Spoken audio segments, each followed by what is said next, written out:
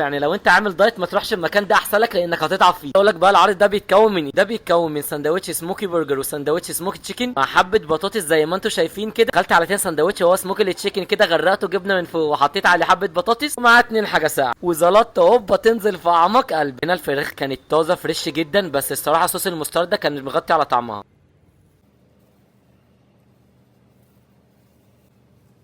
عايز اقول لكم ان السندوتش خدني في حته اولى مش تانية. اخر حاجه في العرض ده بينزل لكم مع حبه بطاطس واتنين حاجه ساعه. دخلت بقى على السندوتش المميز عندهم وهو سموك برجر يا جماعه، اللي متغرق في الموتزاريلا اللي بتمط زي ما انتم شايفين كده، تغرقها كاتشب كده تنزل في اعماق القلب. هنا قلت بسم الله الرحمن الرحيم. تعالى اقول لك السندوتش ده بيتكون من ايه. غرقينه في الخس والطماطم والبصل واللحمه يا جماعه. عايز اقول لكم ان لحمه البرجر بتاعتهم بجد هنا انا فقدت النطق فيها من كتر جمالها. احسن حاجه بقى عندهم اللي هم فعلا بيعملوها وانت واقف كده، يعني بتشوف السندوتش وهو بيتعمل من اوله لاخره. دخلت بقى على اخر سندوتش عندهم وهو سموكي تشيكن اللي متغرق في الموتزاريلا. ما تنسوش تقولوا له يجيب لكم سكينه عشان يتقسم بالجمال ده عشان